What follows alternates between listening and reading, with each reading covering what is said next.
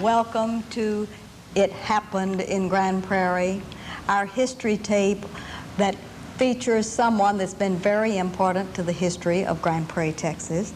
This is our history tape number 76, our 76th tape, and we're taping this on August the 29th for our September the 5th history show date, and that's Labor Day. And we're just so delighted today to have very special guests, Mr. and Mrs. Fred Grant. And we're so glad to have y'all on the show today. Weta. Glad to be here. Welcome, Weta Grant. Thank you. And welcome, Fred Grant, who is a very important person to Grand Prairie, Texas, for today and for the past. Oh, my goodness. Thank you. All right. Fred, we're going to start with you. Okay. We'd like for you to look out into your camera and tell us a little bit about the Fred Grant. Give us the genealogy of your mother and father and her maiden name and all the good data that you could, so that we'll get this on our history tape. All right. My parents were Oliver Blackman Grant. He was a son of Major Grant. He was a soldier in the Civil War.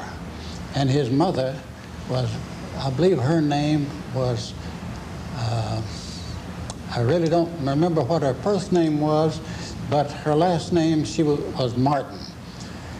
And they both came to the southern part of Arkansas from Macon, Georgia. He had fought in the Civil War, and he was attached to the intelligence department, which is one way of saying a spy for the Southern Army.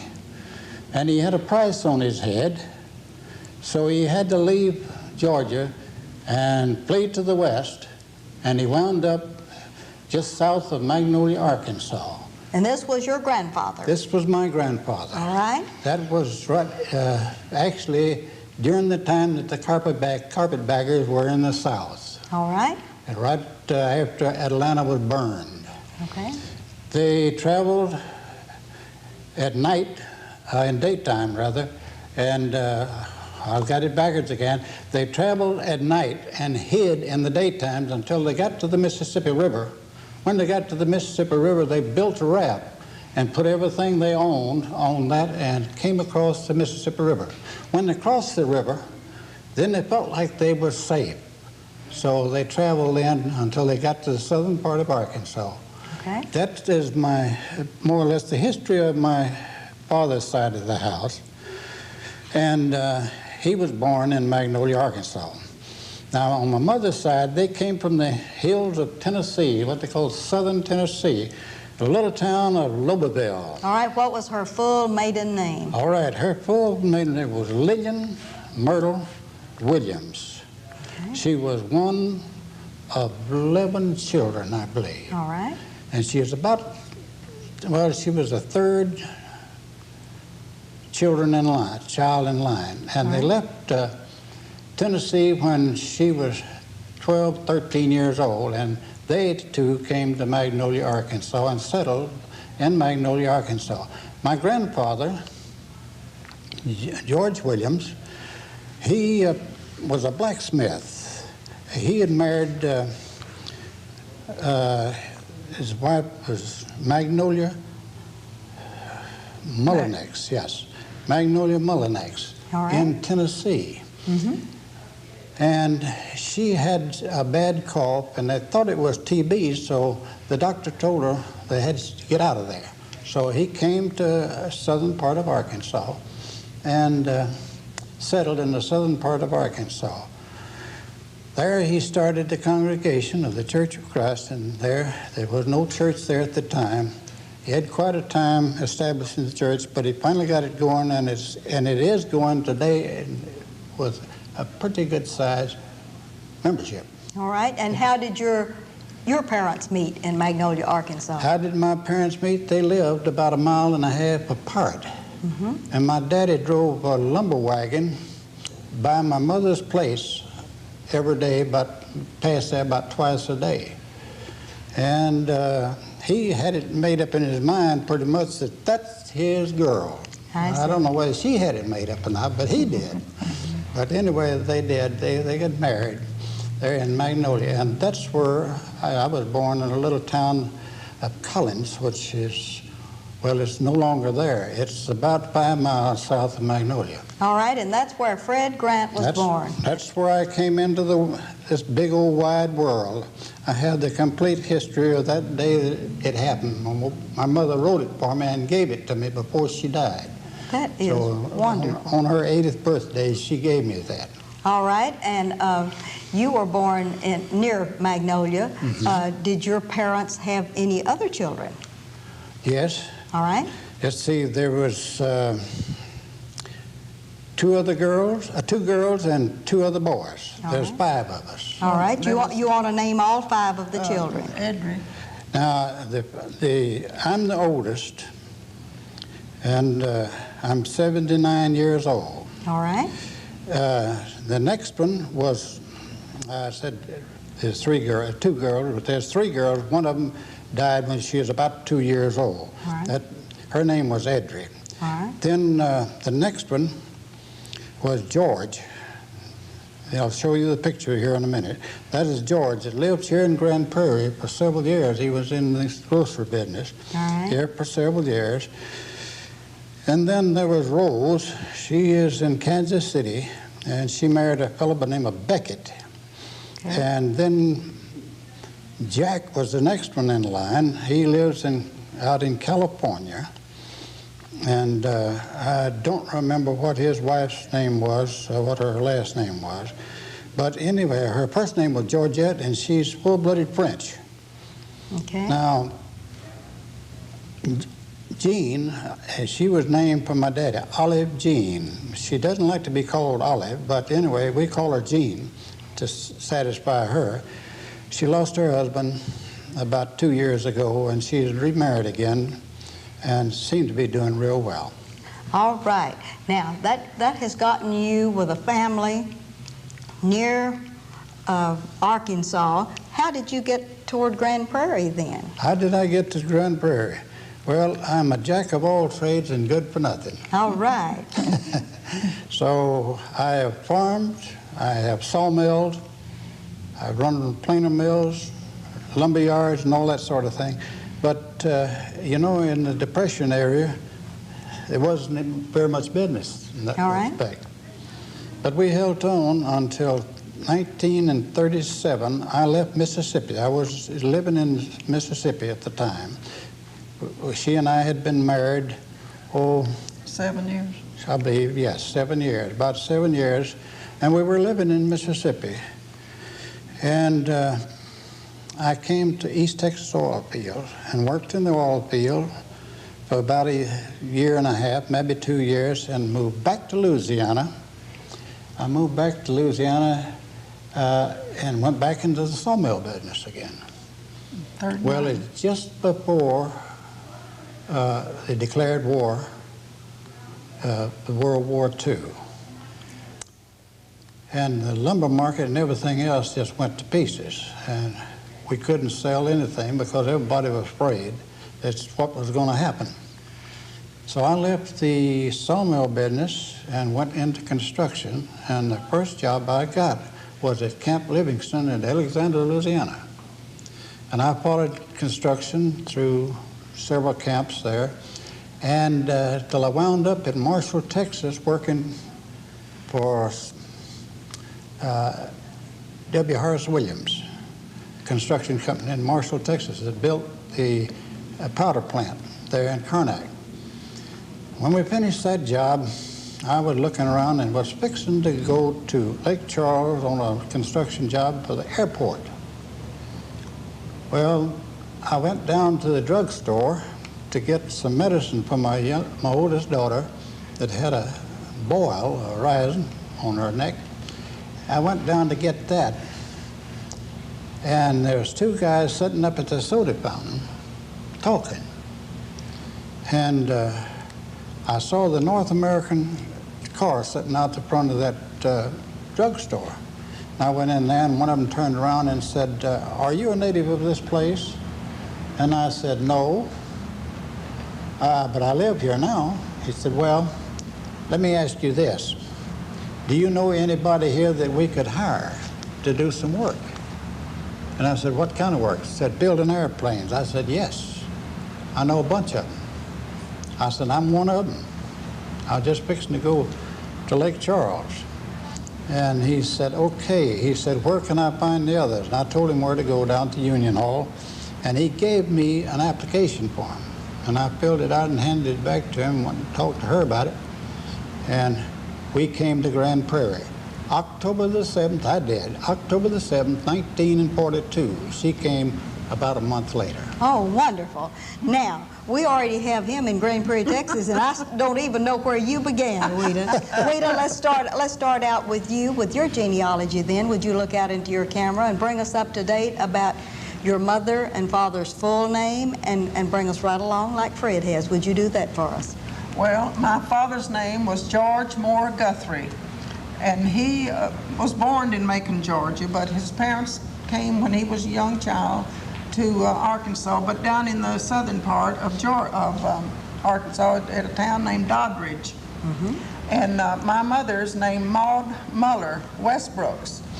And in that, but they didn't live far apart at that time in their courting days, and they met and married. Where did they marry? In I'll say Doddridge because okay. It was in that general vicinity. All right.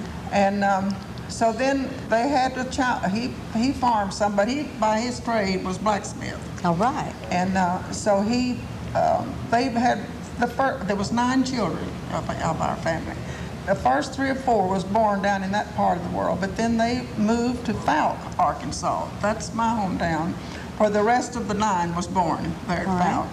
And his trade in the early days of my childhood was blacksmith, where he shod horses and sharpened plows for farmers, you know. Mm-hmm. But as the cars came into the times, well, he moved with the times, you know. He went on into the car business too, and they lived there. Well, they were still there when we married in 1930, and but they moved away in about 38, I would say, because my father's health had gotten bad, and he wasn't able to carry on the business alone.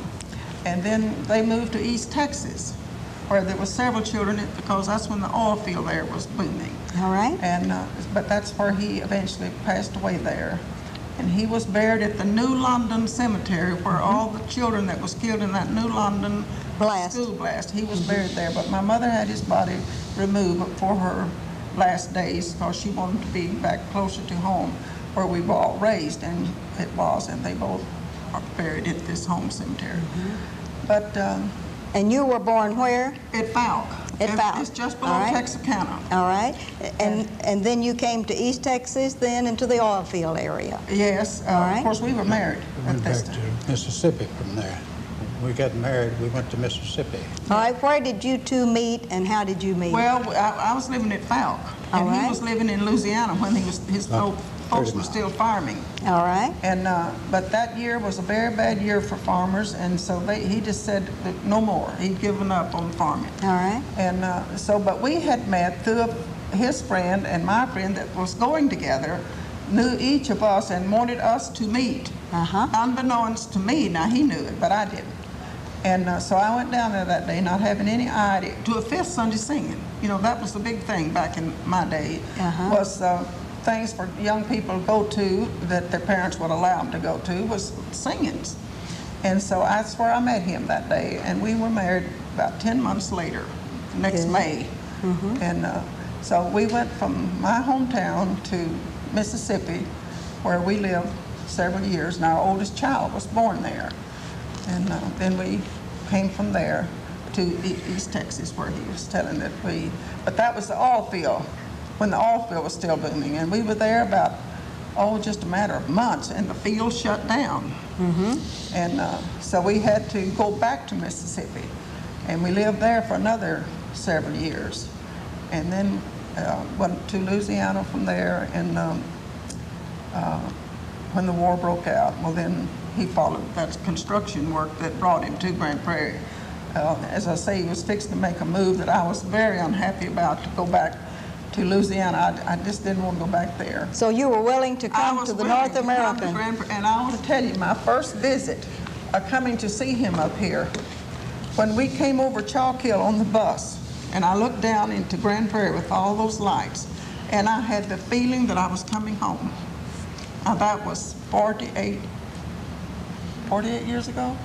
40, No, 46. 45. 46. Well, it'll be 40. 45 this Yeah. December. This December. And you have with you... I have 4 children. All You have right. 4 children. All right, would you point them out and name them? This is Weta Dolores Grant, was Grant. She's Geisel was her married name. And where does she live now? She lives over in Fort Worth. All right, does she have any children? She has 2, All right, would you name those grandchildren? Erica and Adam. All right, let's go to the next one. And this is Malcolm Grant, and he's a junior, and he has 2 children, and they're John and Susan. And what is his wife's name? Joanne. All right. She's a school nurse here All in right. town. Okay. And these 2 are twins.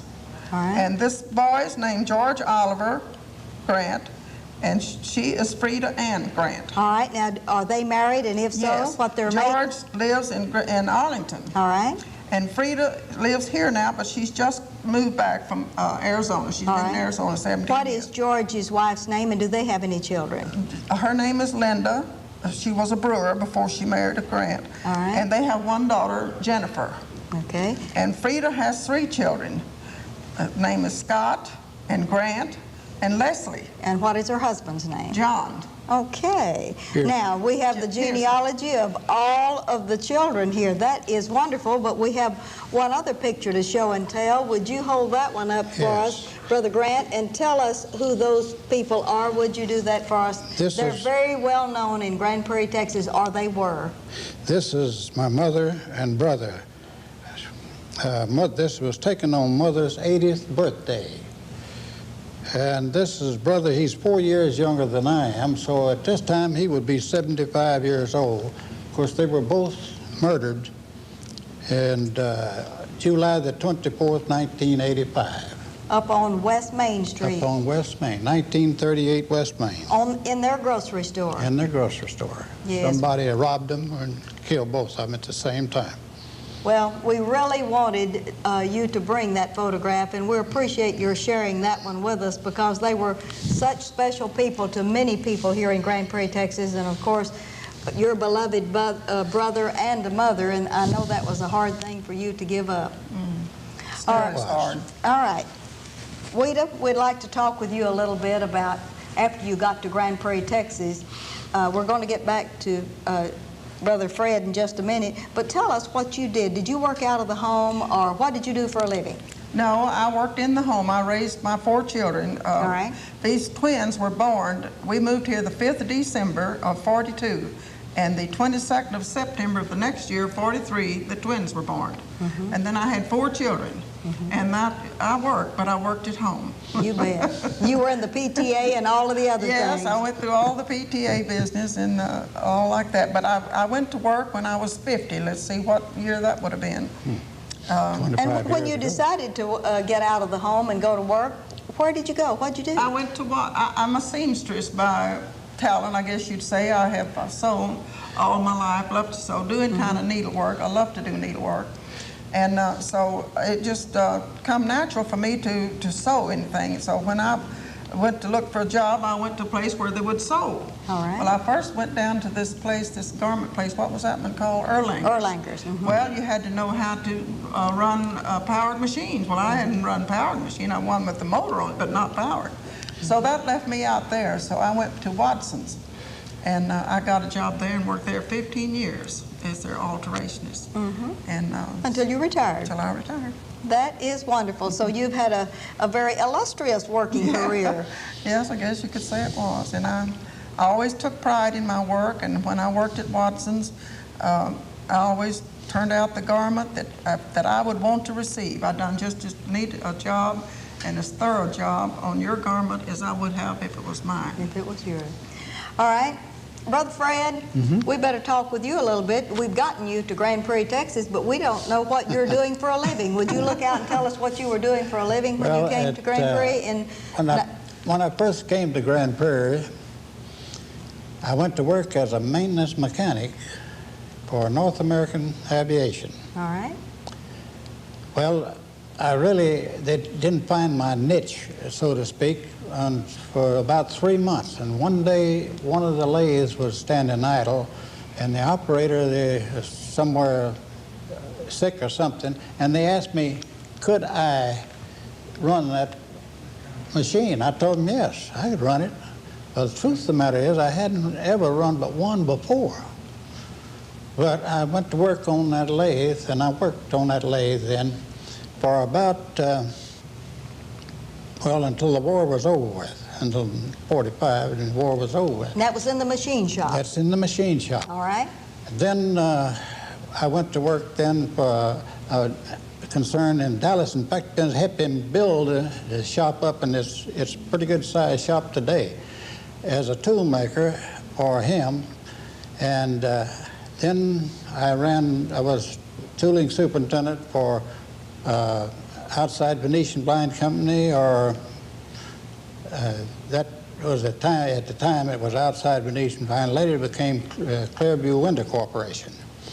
And then I came back to the aircraft industries, to Chance Bought, it was known as then, as kind of a troubleshooter for tooling department. And then from that to production engineering, I went to, from that then training. They decided maybe I could do a pretty good job training. So I taught machine shop and special processes for a total of about 14 years. During that time, I was a coordinator of training between Boeing and McDonnell Douglas and LTV. I would go and they would teach me how they did certain things. I would come back and teach our instructors how to do it, so they in turn could teach the workers. That was my job until I retired. I was instructor for instructors. I was chief instructor, in other words. Yes. I had the job of providing the curriculum, the placement of our students that we put through there, and outside of that, I didn't do much of anything. That's wonderful. And what year did you retire from LTV? Just see, that would be 1972. December the 11th, 1972. All right, now since December 1972, in your retirement, have you had any other jobs, or have you just been enjoying retirement? Well, I worked about 5 or 6 years repair work for other homes. My specialty was redesigning and building kitchens, redesigning the kitchen, building the cabinets. Wonderful. That just sounds great. And finally, it got so big and kept me so busy until I said, well, what's the use in doing all this? I can quit and do this as well. All right. And in the meantime, both of you all have attended 4th and Church Street Church of Christ until it became the Tarrant Road Church of Christ, and then the Turnpike Church. That's right. And you've been an elder there, right? That's right. I was an elder for about 11, 12 years. In fact, the business, that's one of the big reasons I accepted the eldership, was because we were all meeting in a little old church that we had on hold in 2 services on Sunday morning, and the place was packed. And I said, this can't be. So I knew that the only other elder, well, at that time, Brother Doty and Brother Brett and Brother Evans had already left, and left in no one but Ralph Kirkendall. So they appointed me an elder to work with Ralph Kirkendall. Well, Ralph, he didn't know anything about, and he's busy too, he didn't know anything about real estate or anything else of that nature, and I did. So that's the big reason I took the eldership, in order to build the church that we now call the Turnpike Church. All right. Now, Weta, you told me something that was very interesting. We have about 3 more minutes left on the show. you told me about a trip that you two have made back to Scotland, and you have miraculously found not only your heritage and your roots, but you found two castles that were so close together in Scotland. Tell us a little bit about that trip, if you can do that in about 3 minutes. Well, let's see, I guess it would be 86. In June of 86, our oldest daughter, Dolores, told us that she was going to take us to Scotland. My husband had always hoped to go to Scotland. And we did, and one of the main things I had learned through my brother, that there was still a Guthrie Castle, which I never expected to find still livable. But we did make this trip, and we rented a car. We didn't go with the tour bunch, it was just the 3 of us. And we rented a car, and we did just traveling and seeing just what we wanted to see. And I have never had such a thrill in my life when we walked up to the entrance of this Guthrie Castle. We wasn't allowed to go in because it had been just recently sold to private owners. But it is back now where you can go in it. They have given it up. But my husband's Guthrie Grant Castle, we found it, and it was being restored. And he got to go in and see somewhat of what it will look like when it is completed. But we just, they were not more than 100 miles apart. And just to think that that was the origination of our ancestors, and that and both of the ancestors that came there, both of them, through history we've learned, came to Macon, Georgia. And from there, they ripped on down until we met, he and I, in Arkansas, down to a 5th Sunday singing. And I have always felt like that it was just meant for us to meet in that way and to go back and find our roots. 1 more minute, and Brother Grant, if there's something you need to tell, you better tell it right now in this They're talking minute. about the Grant Castle. It's at Granttown in Scotland, in northern Scotland, not very far from Inverness. And when I went over there and found those people, believe it or not, they had been making whiskey there for 150 years. They even went through the distillery. That is great. Well, it's just been so wonderful to have both of you all on the show to bring us the past of the Grants and also the Guthries, and especially to learn about the castle and to know that you all are still in Grand Prairie, Texas, and that you're in the 39ers and doing all other kind of good things in Grand Prairie. We appreciate y'all for being good citizens and want to thank you for being part of our history show. You're welcome. Thank you very much. We appreciate it. Wonderful. We enjoyed it. And this is Ruthie Jackson reminding you that history is as we live and do.